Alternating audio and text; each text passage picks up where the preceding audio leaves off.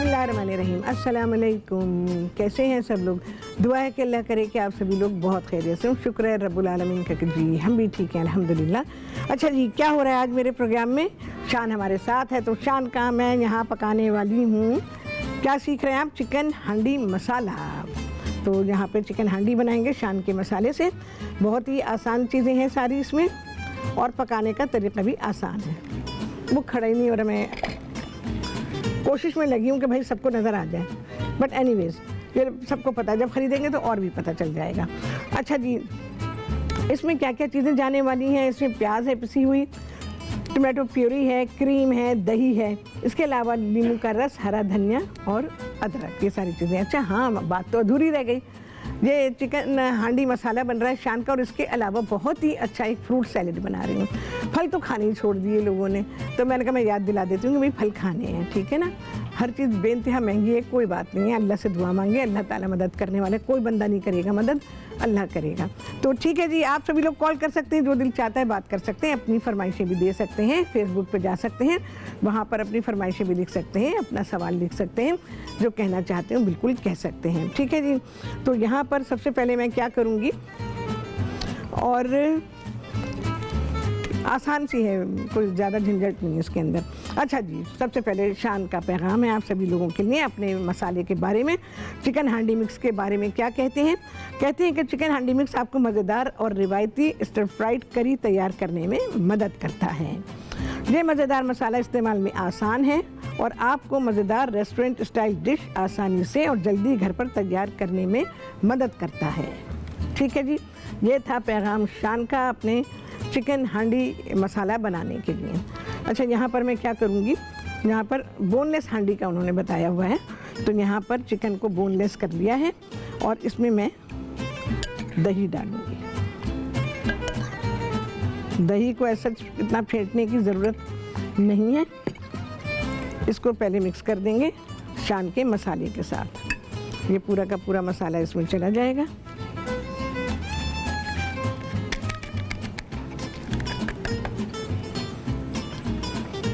अच्छा, इसको आप रख दीजिए, ये इसका मैरिनेशन है, दही और शान का ये जो हांडी बन रही है उसका मसाला। इसको आप, मौसम अगर गर्म है तो फ्रिज में रखें, मौसम ठंडा है तो थोड़ी देर के लिए आप इसे बाहर बिल्कुल आराम से रख सकते हैं।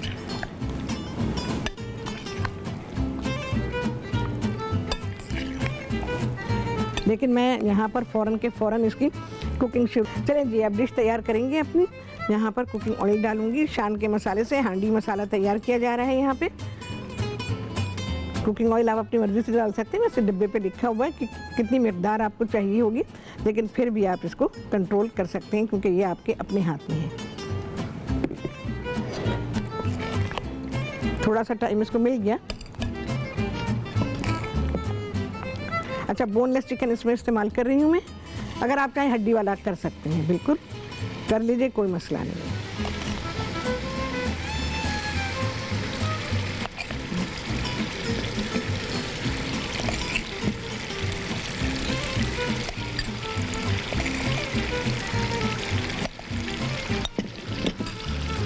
अब इसके लिए भाई जी इस्तेमाल करेंगे रबर स्पैचुला।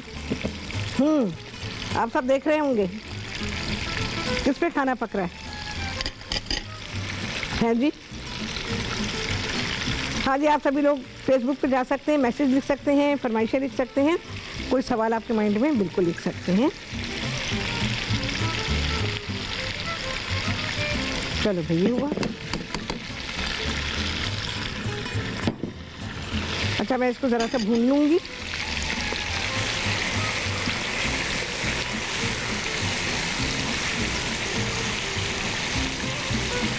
अच्छा, मीडियम साइज़ की बोटियाँ बनवाइएगा, बहुत बड़ी नहीं होनी चाहिए, उससे ये है कि जो डिश की रिक्वायरमेंट है वो पूरी नहीं होती है।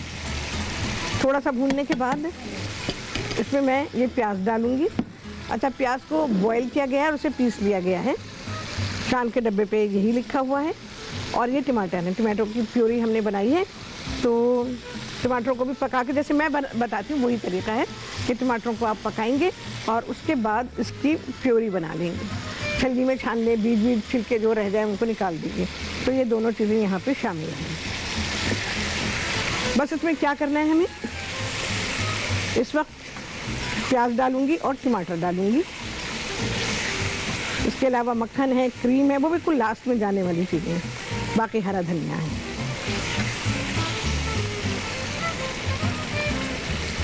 अच्छा, जहाँ पर फ्रूट सैलेड बन रहा है तो फ्रूट सैलेड की चीज़ें मैं आपको बता देती हूँ। यहाँ पर मेरे पास मिक्स फ्रूट है। मैंने सारे एक जैसे टेक्सचर के सारे फ्रूट लिए हुए हैं, जिसमें पपीता है, अमरूद है। अमरूद के बीज मोस्टली निकाल दिए हैं। अगर नरम बीज हैं, जैसे होते हैं ना, बहुत सख्त वाले नहीं, अगर नरम वाले बीज हैं तो डाल सकते हैं। बहुत सख्त हो तो निकाल दें, क्योंकि किसी के दांत पे जाके लग जाए, दांत डैमेज हो जाता है। मोस्टली डैमेज होता है दांत, तो इसलिए निकाल दिया करें। तो इसमें मैंने डाले हुए हैं क्या क्या फ्रूट हैं, पपीता है, अमरूद है, कीनू है और स्ट्रॉबेरीज है। इसके अलावा केले हैं। तो मैं इसमें शामिल करूँगी क्या क्या चीज़ें जाने वाली हैं, ये सबसे अहम है। यहाँ मेरे पास शुगर सिरप बना हुआ है, शुगर सिरप डालूंगी, नींबू का रस जाएगा। इसके अलावा मैं ऑरेंज का छिलका डाल रही हूँ। ये आपने कभी नहीं बनाया होगा, फ्रूट सैलेड बना के देखें। चाहे तो ऐसे लंबाई में काट लें, चाहे तो आप इसको चॉप कर लें। और थोड़ा सा मिंट, पुदीने के साथ तो मैंने बहुत दफ़ा सिखाया है आप लोगों को। तो इससे बनेगा फ्रूट सैलेड। बस सारी चीज़ों को मिक्स करना है। अच्छा जी, अब मैं इसमें शामिल कर देती हूँ प्याज है और टमाटर। मसाले में मैंने दही शामिल किया था, दही में शान का मसाला मिक्स किया था और उसको हमने मुर्गी के गोश्त की जो बोटियां हैं उस पर लगा दिया। आप हड्डी के साथ भी बिल्कुल इस्तेमाल करें, कोई मसला नहीं है।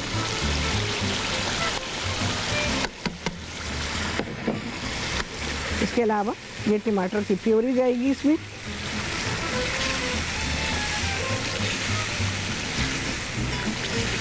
आप ग्रेवी रखना चाहें तो बिल्कुल रख सकते हैं, इसमें ग्रेवी होनी चाहिए। वैसे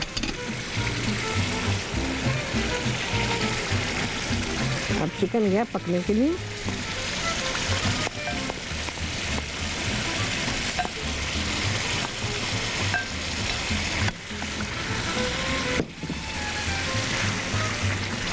इसको आप ढक के पका लें। अच्छा, अगर बोन के साथ भी लेंगे ना तो छोटे साइज़ की बोटियां बनवाइएगा। उससे एक तो सर्विंग बहुत आसान होती है, दूसरा ये है कि खाना आपका अच्छा पकता है। बहुत बड़े बड़े पीसेज, अगर चाहे वो गोश्त हो कोई सा भी या चिकन, अगर बहुत बड़े पीस होंगे ना तो आपका खाना ज़्यादा अच्छा नहीं पकेगा, क्योंकि मसाले को रचने के लिए साइज़ चाहिए होता है ना। तो साइज़ ऐसा होना चाहिए कि जो कि सूटेबल हो। इसको मैं कवर ही कर देती हूँ। अच्छा जी, केले हैं भाई, हाथ में लेके काट रही हूँ। अब ऐसे केले नहीं कि जिनको कि मैं कटिंग बोर्ड पे रखूँ तो फिर मैं काटूँ। सारी चीज़ें मैं मिक्स कर दूँगी। केले मैं इसमें शामिल करूँगी। फ्रूट सैलेड बन रहा है भाई हमारा। शुगर सिरप, शुगर सिरप इसमें बहुत अच्छा लगता है, और जब आप फ्रूट शुगर सिरप के साथ खाते हैं तो बहुत ही मज़ेदार होता है। चलो भाई, यहाँ पर ये इसकी कुकिंग हो रही है। इसके बाद शामिल हो जाएगी इसमें क्रीम है और मेल्ट किया हुआ बटर है, ये डाल देंगे और हरा धनिया। बस ये चीज़ें जानेंगे। अच्छा, इसमें मैं अब शामिल कर दूंगी ये केले और ऑरेंज का छिलका।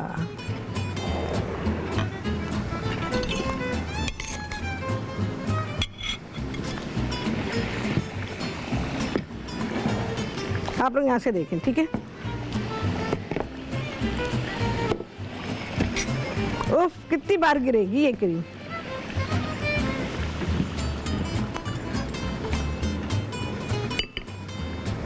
मिंट बहुत ही मज़ेदार कर देता है फ्रूट सैलेड को।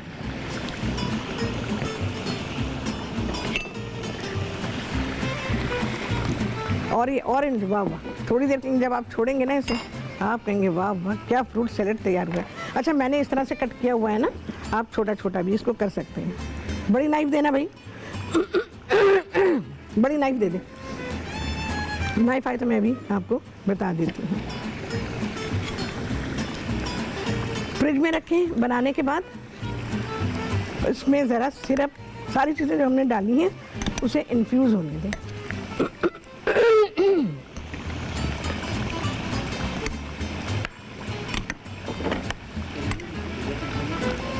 फ्रूट सैलेड को ठंडा कर लें और बहुत देर ना रखें फ्रिज में, फिर उसकी लाइफ ख़त्म होनी शुरू हो जाती है, क्योंकि बड़ा पेरिशेबल वो है डिश कि फ्रूट सैलेड बनाया घंटों नहीं रखेंगे इसको फ्रिज में।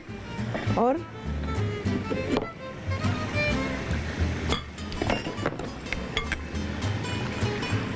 हमने इसके सिर्फ छिलके को लिया है, ठीक है, जो ऑरेंज पार्ट होते हैं ना वो लिया है। और बस मैंने लंबाई में काटा है, तो लोगों को हो सकता है मुश्किल हो खाने में, तो आप उसको छोटा कर लें।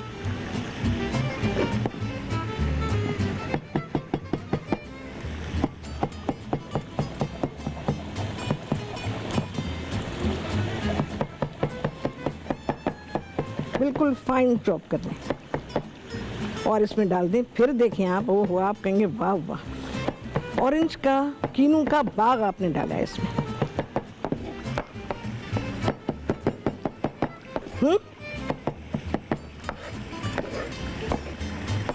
हाँ, ठीक है।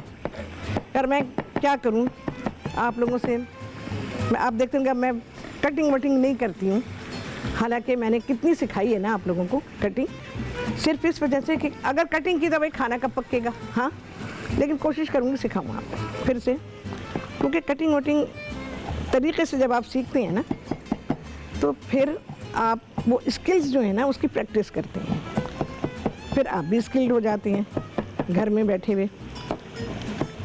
ये ऑरेंज के छिलका भी तो खैर मैंने बहुत दफ़ा आप लोगों को सिखाया है, इसको प्रिजर्व करके रख सकते हैं। चलो ये भी सिखाती हूँ। बहुत सारी चीज़ों में हम डालते हैं, बेकिंग में बहुत इस्तेमाल होता है, मीठों में होता है।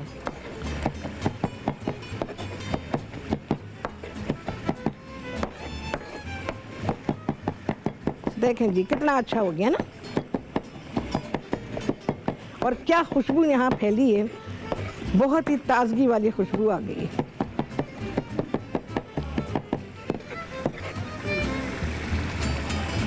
अच्छा जी,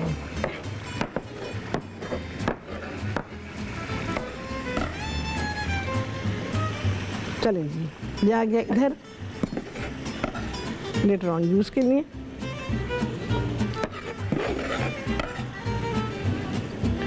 कटिंग के लिए नाइफ का अच्छा होना बहुत ज़रूरी है भाई। ऐसा नहीं है कि कटिंग के लिए आपने कोई सी भी नाइफ ले ली, ये वाली ले ली, घरों में आमतौर पर इस साइज़ की होती हैं, उससे आप लगे रहेंगे, बस लगे ही रहेंगे आप। देखो जी, जब ये फ्रिज में रखा जाएगा ना और ये सारे फ्लेवर जिसमें इन्फ्यूज़ होंगे, हाँ, आपको मज़ा आ जाएगा। और सिरप का जो कलर बना है इस वक्त, ओहो, जब आप इसको देखेंगे ना सर्विंग में, तो आप कहेंगे वाह वाह, ऐसे ही बनाना है। तो आपको सिखा इसी नहीं तो रही हूँ, ऐसे ही तो बनाएं। इसको टेस्ट करेंगे, क्या चीज़ को करेंगे, टेस्ट करने वाली क्या चीज़ है इसमें, इसका सिरप ये है। देखें देखें टेस्ट, देखें ये देखें कितना आला खूबसूरत कलर आया है। बिस्मिल्लाहिर्रहमानिर्रहीम। ओह वाह राहत, वाह राहत, बहुत आला तुमने ये फ्रूट सैलेड तैयार किया है। यकीन जाने मेरा फ्रूट सैलेड लोगों को इस कदर पसंद आता है कि जब आप बिल्कुल इसी तरह से घर में पकाएंगे, पका लेंगे, वो सॉरी बनाएंगे, बहुत आला, बहुत आला, इस कदर रिफ्रेशिंग है कि मैं कहती हूँ कि आप कहेंगे छोड़ो खाना, सिर्फ फ्रूट सैलेड खाते हैं। देखिए बना के डिश में और इसको क्लिंग लगाएं, खुला नहीं रखें फ्रूट को कभी भी, फ्रूट सब्जियां कभी भी खुली ना रखें, क्योंकि खुली रखेंगे तो उससे क्या होगा कि इसमें दूसरी चीज़ों का फ्लेवर बहुत जल्दी आ जाता है और दूसरी चीज़ों का फ्लेवर आएगा। चलो जी, क्रीम,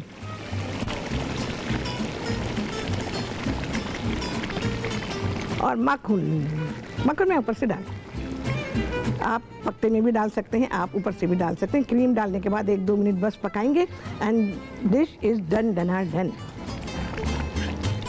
चलो भाई, हरा धनिया जाएगा थोड़ा सा,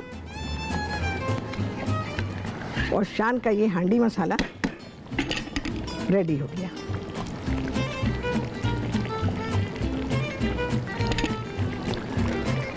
हर्ब्स की बहुत ज़्यादा ज़रूरत नहीं होती है, थोड़ी सी हर्ब्स बहुत काफ़ी होती हैं, उसमें खुशबू, उसका फ्लेवर, उसका फ़ायदा सब कुछ देने के लिए। डिश दम पे है।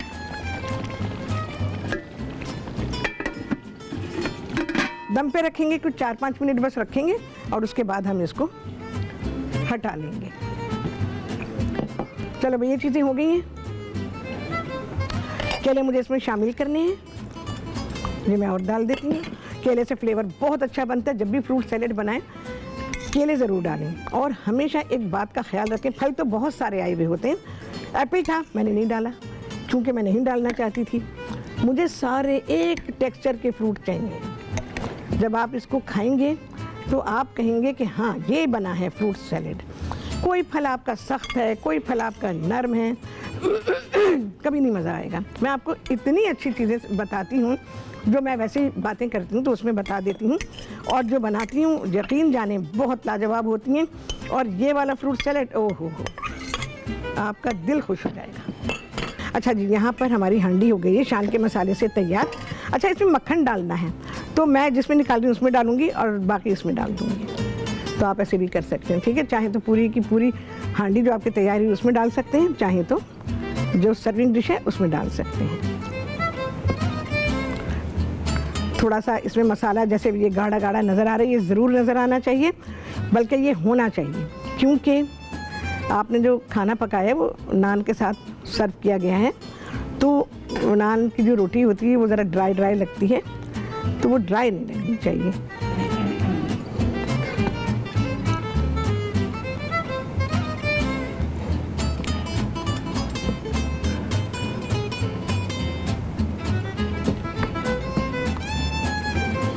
अच्छा जी, मक्खन डालेंगे जी।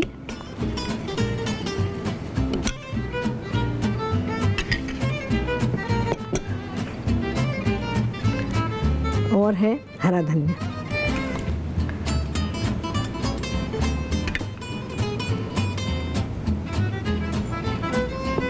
अब मैं इसमें मक्खन शामिल करूंगी।